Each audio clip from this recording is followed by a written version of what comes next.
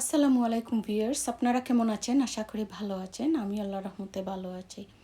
আজকে আমি আপনাদের সাথে শেয়ার করতে যাচ্ছি শুটকি মাছ দিয়ে কিভাবে কাঁঠালের বিচি রান্না করতে হয়। তো এই রান্নাটা করতে প্রথমে শুটকি মাছ লাগবে আর কাঁঠালের বিচি লাগবে। তো আমি এখানে শোল মাছের শুটকিটা নিয়েছি আর আমি কেটে ভিজিয়ে রেখেছিলাম, তো ফুলে অনেক বড় বড় হয়ে গেছে। আর আমি কাঁঠালের বিচিটা ভালো করে পরিষ্কার করে একটু হলুদের গুঁড়া দিয়ে আমি সিদ্ধ করে নিয়েছি।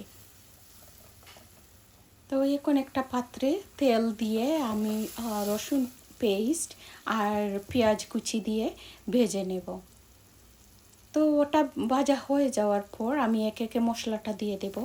আমি এখানে হলুদের গুঁড়া আর মরিচের গুঁড়া আর ধনে গুঁড়াটা দিয়ে আমি অল্প পানি দিয়ে ভালোভাবে কষিয়ে নিলাম। তো ভালোভাবে মশলাটা কষানো হয়ে গেলে শুটকি মাছটা দিতে হবে, দিয়ে ভালো করে নেড়ে ঢেকে দিতে হবে। তো আমি নেড়ে চেড়ে ঢেকে দিলাম। এটা অনেকটা কষানো হয়ে গেছে, সামান্য একটু পানি দিয়ে দিলাম আর যাতে ওই শুটকি মাছটা ভালো করে সেদ্ধ হয়ে যায়। এখন আবার ঢেকে দেব। তো ওটা ভালো করে কষানো হয়ে গেছে। এখন আমি কাঁঠালের বিচিটা দিয়ে আমি আরও কিছু সময় ওটা ভালোভাবে কষিয়ে নেব।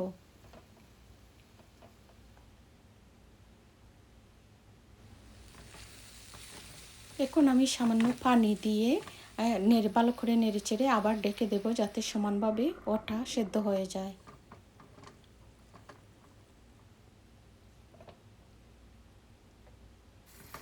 আর এই তো ভালো করে সিদ্ধ হয়ে গেছে। এখন আমি ঝুলটা দিয়ে দেব। তো ঝুলটা যার যার পছন্দ মতো দিতে পারেন, মানে কম বেশি, কেউ হয়তো একটু ঝুল পছন্দ করে, কেউ হয়তো একটু কম। তো নেড়ে চেড়ে আমি ঢেকে দিলাম।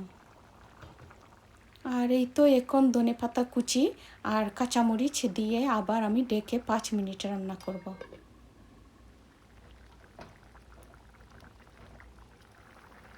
আর এই তো হয়ে গেল শুটকি মাছ দিয়ে কাঁঠালের বিচি। আপনাদের যদি ভালো লাগে আপনারা ট্রাই করবেন। ধন্যবাদ সবাইকে।